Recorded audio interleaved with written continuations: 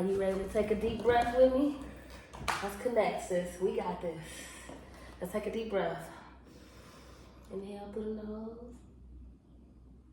Hold it with a pause. And breathe out. We're going to do this 2 more times. Breathe in.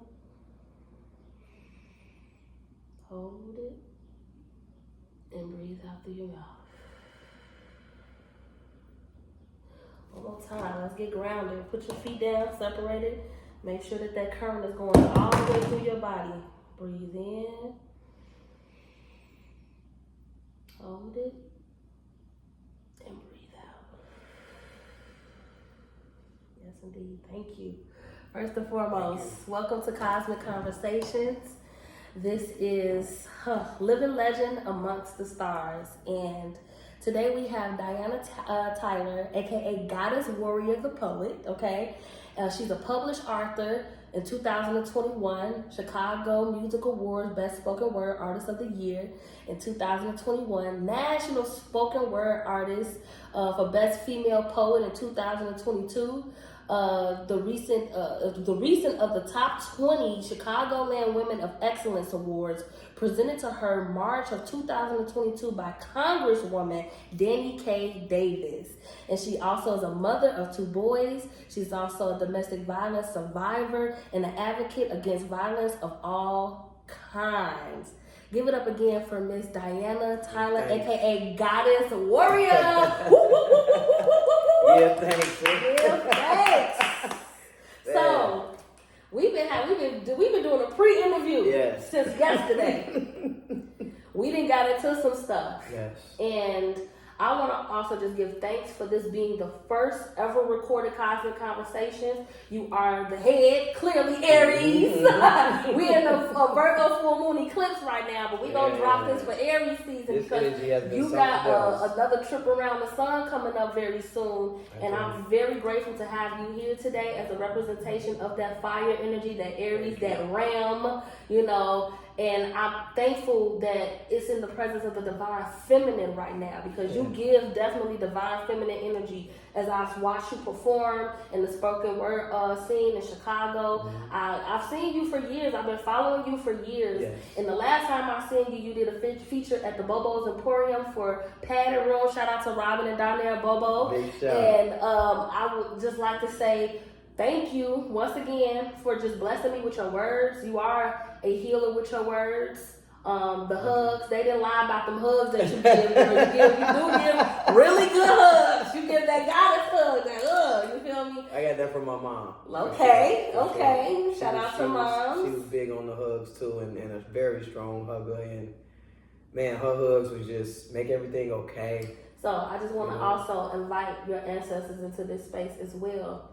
Sis. So if you want to give acknowledge and stay out the ancestors' names right now, any other ancestors you want to throw out there? Christine Johnson, Christine my mother. Johnson, yeah.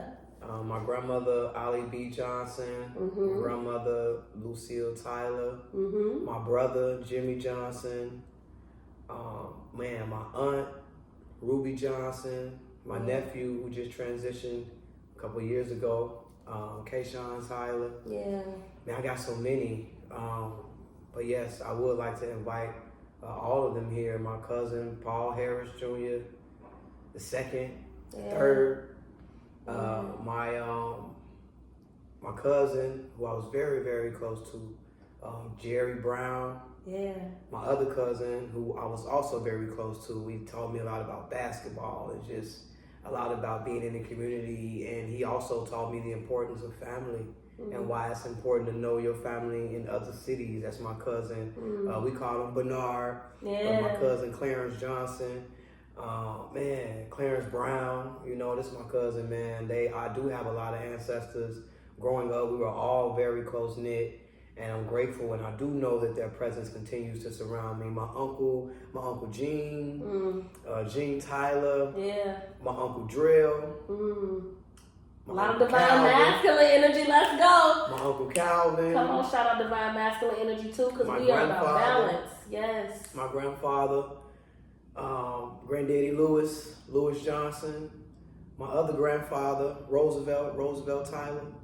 I give thanks for being connected to both sides of my family all of my life, and being able to know the names of my ancestors. My great grandmother, Miss Hattie Cokes, give thanks to her as well, and my great grandfather, McKinley Cokes, give thanks to them as well. Sure. You know, absolutely. And I also believe that people who we are directly connected to are also our ancestors. You know, not always just family, right? Your ancestors can be. I was also just told just Tuesday that an ancestor doesn't have to be somebody who transitioned. It could be somebody who helps you transition through life and has had a rites of passage and at that higher level of consciousness and that is living. So an ancestor is not just somebody who passed away, but somebody who may be elevated is the word I'm looking for in the earthly realm. So Give thanks. I didn't know that either. We learn it every day. But I do believe that ancestors are not just family. You know, it's people who we've been connected to. I had a friend who recently transitioned last year who I've known just about all my life. You know, rest in peace to my brother, Big Wally. We call him Big Wally, Carlos Graves. He has a birthday coming up. His birthday is March 18th. So, you know, I truly believe that that's another person who is spirit and his love is just continuing to be around us. And I'm thankful to have had those relationships and those friendships throughout my life. I truly, truly am. I'm really grateful for my family, though, and having those ancestors and knowing that they are still present. Sure. Yeah, because nothing is ever lost in the spirit. And that's something that my elder, who I take care of, who you saw outside when you came in, she taught me that. She taught me that there was nothing ever lost in the spirit. And I remember when she said that to me, it was so profound because it reminded me, like, man, even as, and you know, a lot of us, we have different religious backgrounds. I have a Christian background as well, too. And, you know, for a Christian lady who's a pastor, I'm like, okay. At first, you know, I used to be a little iffy about Christianity because of the indoctrination, but now I still give thanks to it. But she taught me that, you know, and then I put it into a more scientific space that energy can't be destroyed nor created, only transmuted. So if somebody do pass on and transition, their energy never dies. So and it's up to us to keep that legacy going or to transmute it into something different.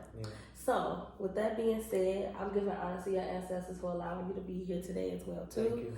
I got my handy dandy notebook over here. Look, I'm in my Virgo this bag. All right, and then I'm gonna go ahead and grab my box of cycles. Right on. I got some stuff I wanted to, you know, put in here for some random questions and things of that nature. And the box of cycles is really talking about cycles because I want to really talk about. First and foremost, I do want to talk about your accolades. I do want to talk about, I do want to talk about the great things you have going on. That's why I edified you.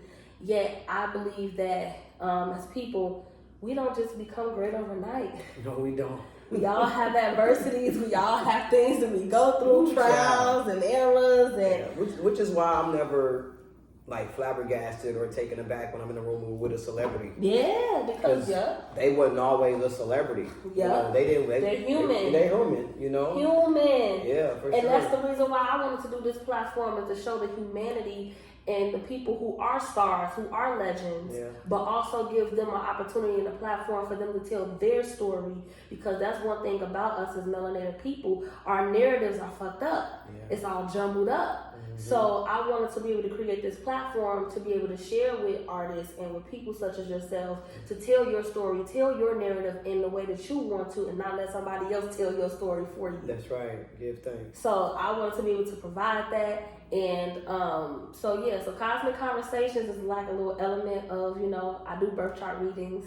I'm also a reader, tarot reader, I'm a practitioner, I'm a doula. So I believe in the birth story and I also believe in death and transition. I have experienced both. So what I wanted to do is merge that energy with cultivating it with artists so they can be able to have a time to reflect on their greatness, but also about this again and again. What brought them here, because there's a story to be told and how you got to where you are and to where you going, because you're not done yet. I'm not. God is not done with you yet. Your ancestors ain't done with you yet. This is not just a one-stop shop. This is really just a pivot.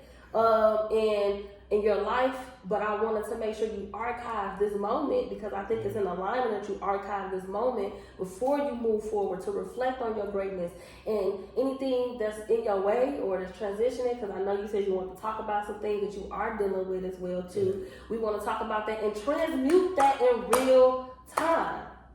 That's what I want to help you do as a community member, as somebody who watches you from afar and is inspired by you. Because a lot of times we all siphon energy from each other all over. Yes. Inspiration is a thing, but I always feel like inspiration is not a siphon when you give reverence to your inspirations. And so that's what I always want to do with the artists that I invite here, is to let them know and edify them and say, hey, I'm inspired, but hey, can I sit and listen to your story, but also feed you with hospitality and make sure that you have your favorite foods, and then also be open to hear you and listen to you, because you are human and you deserve to be heard. And even though that you are a conqueror and you've done all these great things for other people, you're still human.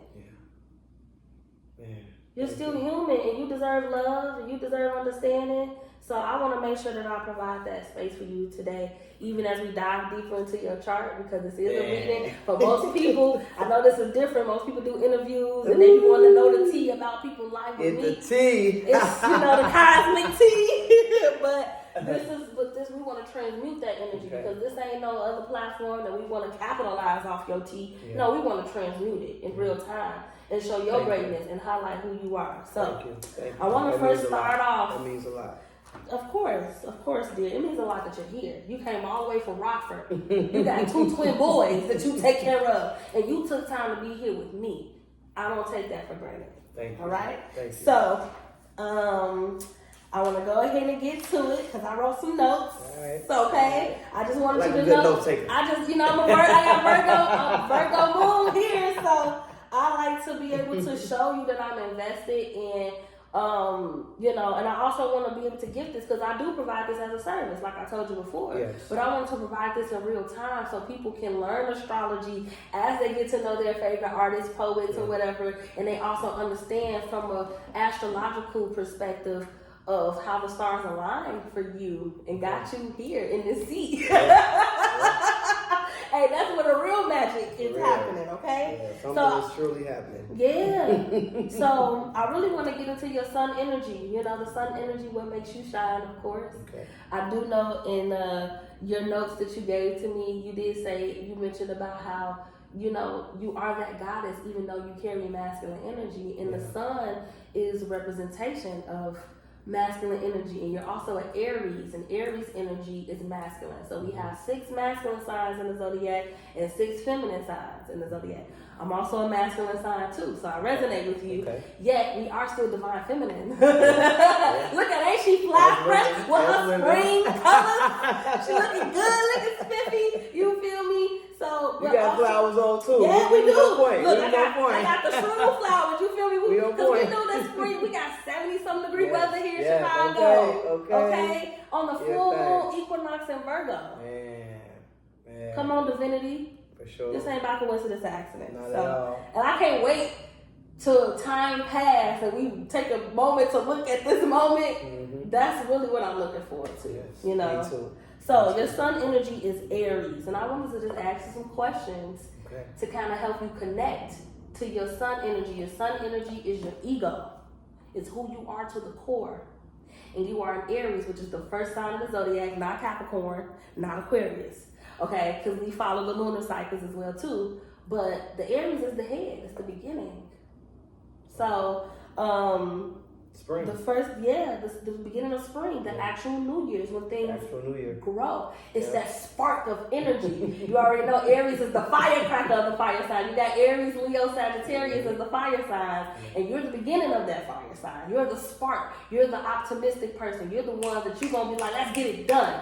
Okay? Sometimes you can be a little impulsive, but as you've grown, you are still a year away from turning 40. So I'm pretty sure you're seasoned and you have some wisdom that comes with. Let me slow down. Yes. But my question is, your sun is in the 7th house, right? So remember I told you got all 12 signs, and then you have 12 houses, and then you have a sign in each one of the 9 planets. But you have a planet that resides in a house. So the 7th house would be Cancer? No, the 7th house for you is, wait, let me look up. Your 7th house placement is actually, so your 7th house, I want to say your 7th house placement is Aries, is Aries, I believe. 7th house, it is. Your 7th and your 8th house is Aries. Wow. Because remember, your rising sign, so just to explain, your rising sign sets the tone for your houses. Okay. But remember, you're at the top of the zodiac. So Aries is number 1, so it just goes in order for you. Okay. Because you're an Aries rising. So I'm a Sagittarius rising, so it goes Sagittarius, Capricorn, Aquarius. You see that? Yeah. But for you, because your rising is Libra, actually, it goes the other way around. Libra, 2nd house, Scorpio, 3rd house, Sagittarius, 4th house. You get it? Mm-hmm. So it goes in order, but each house is represented by the signs in order. So the 1st house is Aries, the 2nd house is Taurus, the 3rd house is Gemini, the 4th house is Cancer, 5th house Leo, 6th house Virgo, and so on and so on. It goes, it's a wheel, it's a circle, right? And so in that circle, there's oppositions in degrees. So it gets intricate, but it all aligns and connects for whatever reason. It tells a story. Mathematics. Yes, Hi. for real. So I'm learning supreme mathematics, okay? Mm-hmm. So, and that probably give me a different understanding of And then astrology. The So, Egyptologists, or the ancient Egyptians, so to speak, when I was studying hieroglyphics, that was how they built a lot of the pyramids. Was what they call sacred geometry. But we'll come back to that. but that's what this is. That's what this is. Yeah. You know, we just call things different names. Yep. You know, that's how But I they, do that's know how that they cursed mathematics us. got a lot That's to how do they with it. cursed us with jumbling the language. But we all be saying the same shit, right? Teaching. for sure. So, I know this information is already embedded in your soul. Yeah. I'm here to put it into perspective with a different language. Okay. Because it's about understanding, and we can take on multiple languages. Yes. We I'm can with it. because we I'm have with that it. infinite intelligence. Okay. And so your sun is in is in the 7th house, and the reason why it's in the 7th house because your rising set the tone, which is in Libra. Your rising is Libra, and your moon is in Capricorn. So you got all 3 of the cardinal signs except one, which is Cancer, which is why Cancer energy can be karmic for you. Anytime a Cancer comes in your life, it's karmic. Because it's the total opposite of your moon sign. And your moon sign is in I had Capricorn. a best friend. I called her my sister. We grew up together. And she's a Cancer.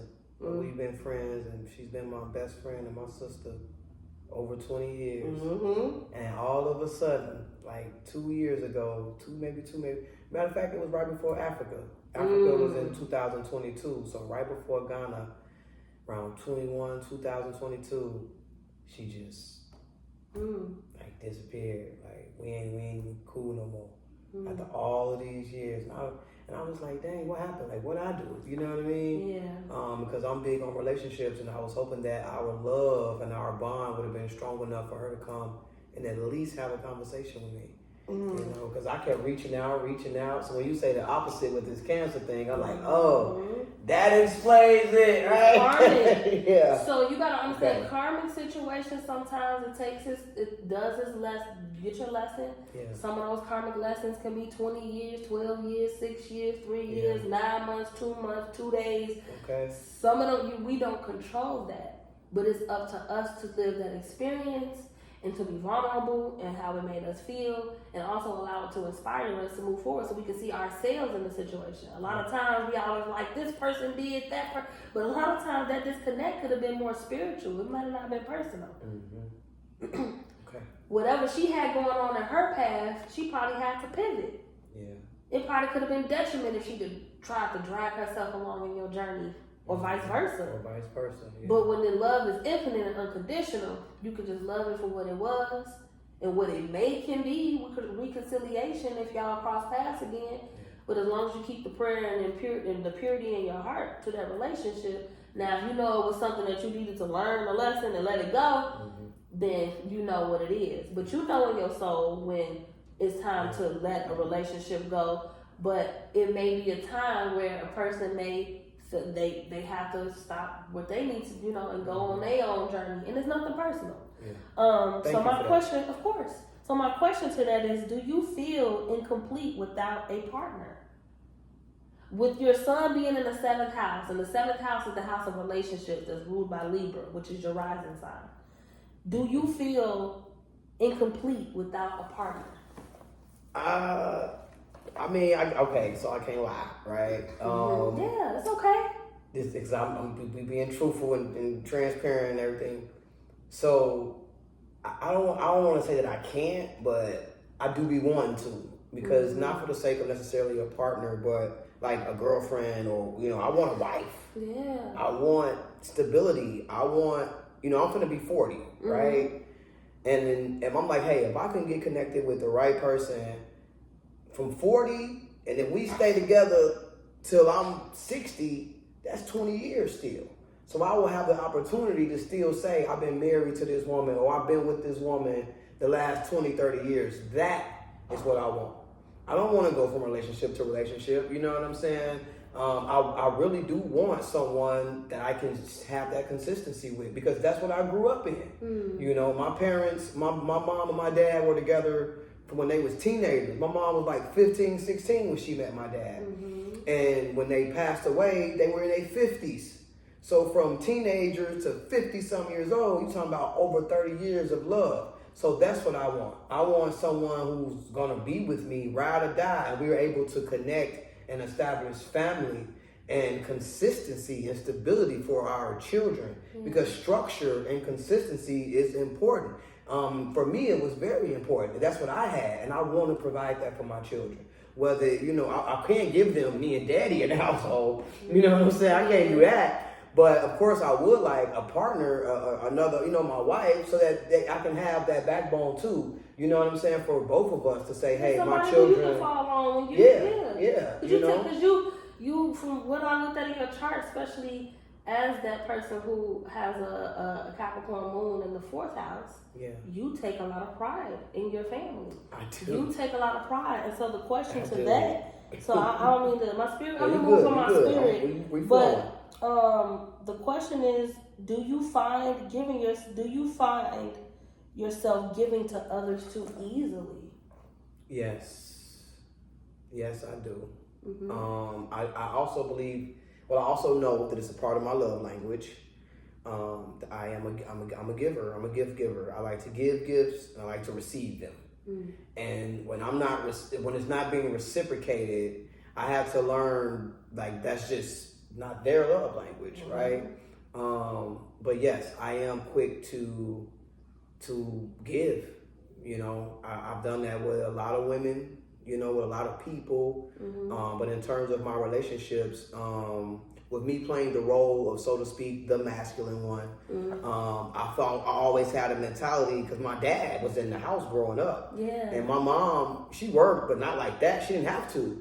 So, I come from seeing my dad give to my mom, whenever, whether he did something bad or just because. He was always giving offerings. He was always giving stuff. Men don't do that. We don't want to talk about that. Men, and not just men, but if you're in a partnership with anybody, and I also appreciated that too, because I'm like, I told you I was going to cook brunch and stuff, and she still came with stuff. So she does have that naturally to give offerings. I guess that is what makes you the goddess that you are as well too, because I believe that goddesses are supposed to receive offerings, and not only do you are supposed to receive, but you give them. So I'm going to ask that question. How often do you allow yourself to receive? Especially with you having that complex. Remember, you got your rising. I don't expect it. I just give from my heart. And it's like, some people give stuff. They be like, man, you remember I did? Or, you owed me. That's not me. I give with no expectation of anything coming back to me. So, to me, it don't matter. I hear that. But yeah. The question, how often do you allow yourself to receive and be served? How often do you allow without feeling like, okay, that is honest. Look at that. Come on, that's a step. Look. I feel weird sometimes. Okay, so with this I being shouldn't said, even be taking that, So listen, so with that being said, life is about balance, right? Indeed. And if you know that you're always a giver, do you think it's not detrimental that you don't know how to receive? Yeah.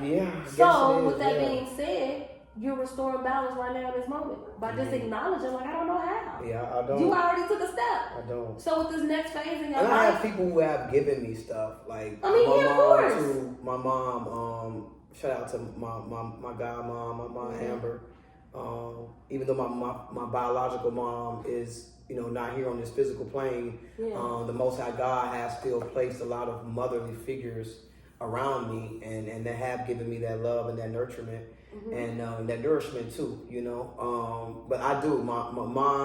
My godmom, every time she sees me, she try to give me something. wow. You know, she giving me hugs, she giving me cars, she giving me some food, she giving me a few dollars in my pocket like the auntie. That's a privilege. That's you know? beautiful. And I always be like, Mom, like, no, I have to. And she, and even So- though I tell her no, and I don't take it, she'll find a way to sneak Because it she in my pocket knows better. anyway. Because she knows better. Because she knows that you don't know how to receive.